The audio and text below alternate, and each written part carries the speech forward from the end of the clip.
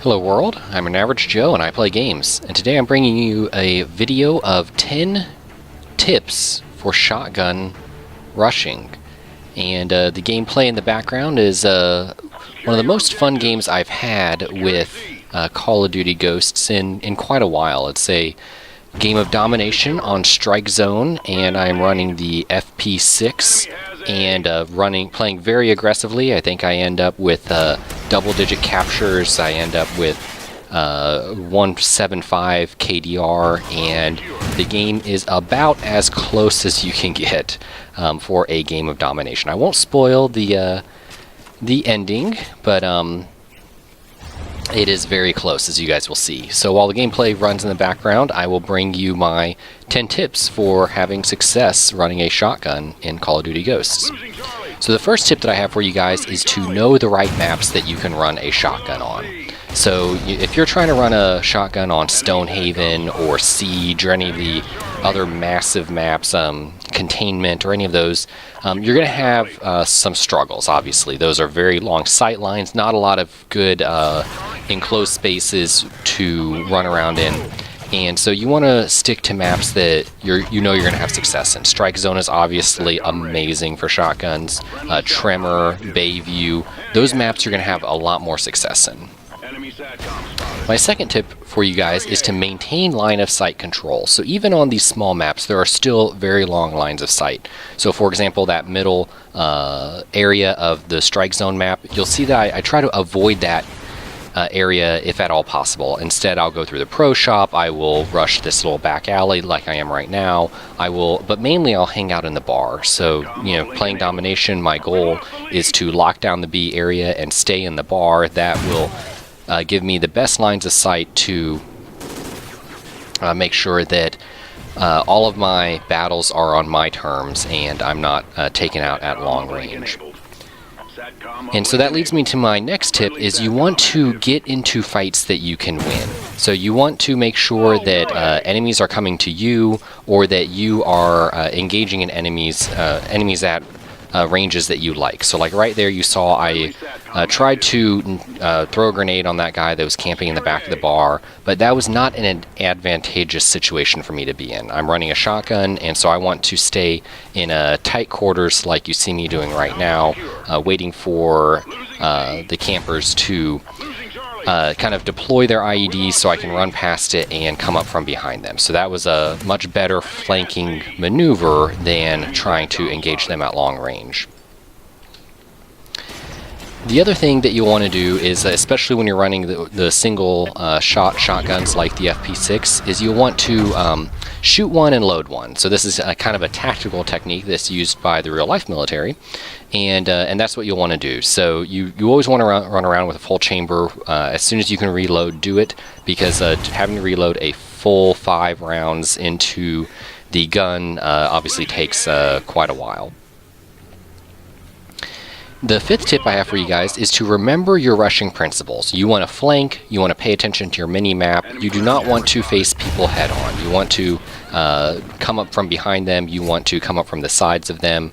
Even with running a shotgun, SMG users or assault rifle users can still melt you, even if you're just at slightly longer than close range. So you want to always be running around and using your flank routes to control your range of engagement. With that said, you also want to know when to rush and when to pull back. And so you'll see me do that a couple of times in this gameplay. Once we get 2 flags, I will not blindly rush into the enemy's spawn. So especially when you're playing a game mode like domination on a smaller map, once you rush into the enemy spawn when they only have 1 flag, the spawns just get crazy. People start spawning behind you, to the side of you, and that's what you don't want. You don't want somebody to run up from behind you off of spawn and kill you. It makes it very hard to control your flank routes. It makes it very hard to control your range of engagements when that is going on. And so you'll see when our team has 2 flags, I will pull back a little bit and just patrol the area. Not camping. It's kind of hard to camp with a shotgun, but play smart and control the area. There's no need to rush up and take 3 flags. The goal of domination is to have the most points. And so if your team always maintains 2 flags and you keep the enemy team on 3rd flag, then your team's still going to win. There's no reason to triple cap the enemy. So let's talk about class setup. So you'll want to use speed and resistive perks. And so I always run Marathon, I always run Ready Up, I usually run Agility. A lot of the times I'll run resistive perks like ICU, because you're running a shotgun, you're going to get into close range engagements, you're going to get into gun battles. So one of the advantages of a shotgun is being a one-hit kill, and so you can get into an engagement with a Vector or an MTAR user, and you might take a shot or 2. So you're still going to take them out because you only need 1 shot to kill. They need 2 to 3, but that means that you're going to be severely wounded. So that means that 2nd or 3rd engagement that you run into, they're going to take you out because you're already weakened. So running perks like ICU, running Blast Shield will help you survive just a little bit longer and get those multi-kills that you're looking for. The other thing that I do is I always use low kill streaks, or I use support. So here you see me running my typical support setup, the SATCOM, the Ground Jammer, and the Oracle. This is kind of my default support kill streak setup. If I use Assault, I'll throw on Hardline, and I'll run the SATCOM, and then something at 5, either the Dog or the IMS, and then something at 7, either the Trinity Rocket or the Sentry Gun. So I'm not going to run any real high crazy perks, because when you're running up and getting in people's faces, you're going to have connection deaths. You're going to have those questionable gun battles that you lose just because at the end of the day, Call of Duty is Call of Duty, and so you don't want to try to run try to get a Maniac or a Chopper or something like that with a shotgun. It's just not the weapon to do it with. The other thing that I like to avoid is I like to avoid Specialist. I feel like Specialist has limited use.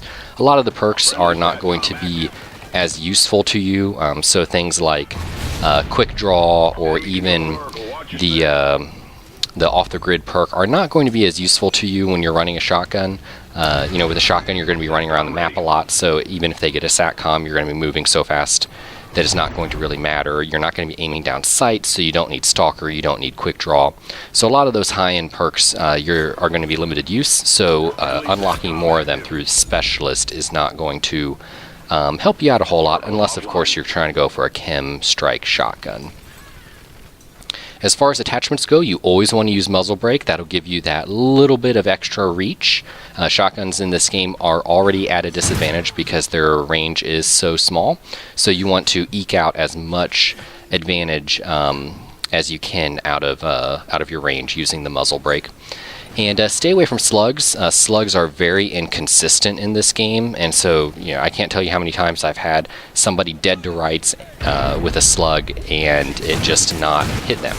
So unless you want a frustrating experience, you can stay away from slugs. They can be fun in hardcore because slug rounds are always going to kill with 1 hit in hardcore, and they have the slug rounds are not like pellets. In Call of Duty, pellets actually disappear from the game after a certain range, but slugs do not do that. So you can drill people across the map in hardcore, kind of troll them a little bit. So that can be fun, but otherwise I would stay away from those.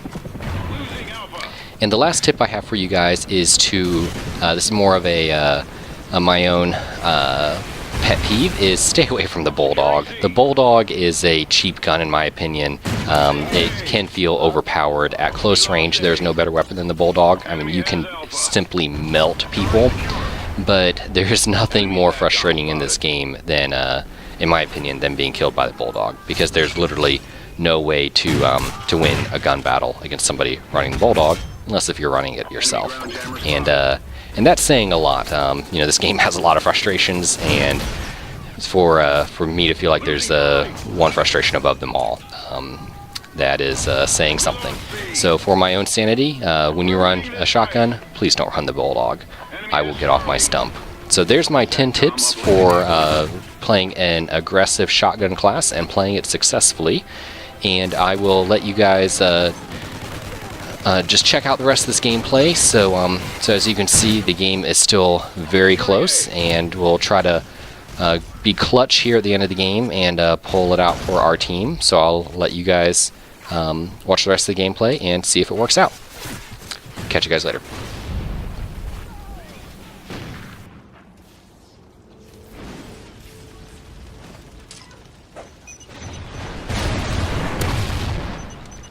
Enemy SATCOM spotted. Enemy has A.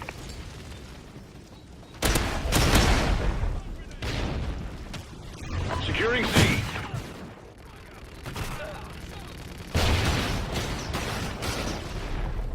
Losing Bravo. Charlie secure. Enemy SATCOM spotted. Friendly SATCOM active. We lost B.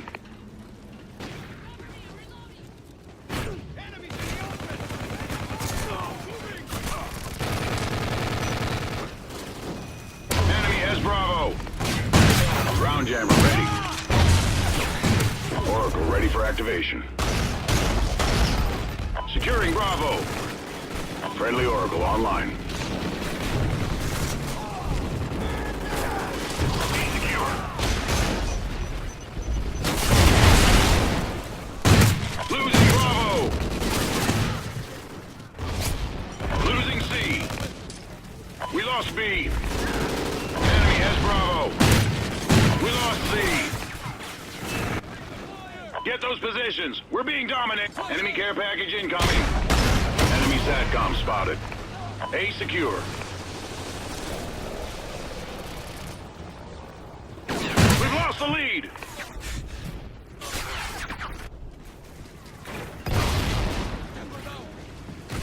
Securing Bravo.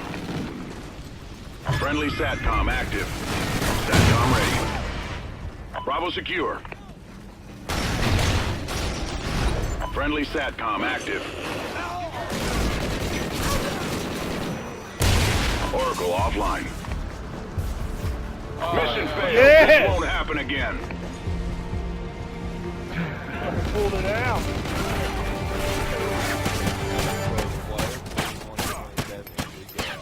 Ah, see me, I was right behind you. It's just about to kill that.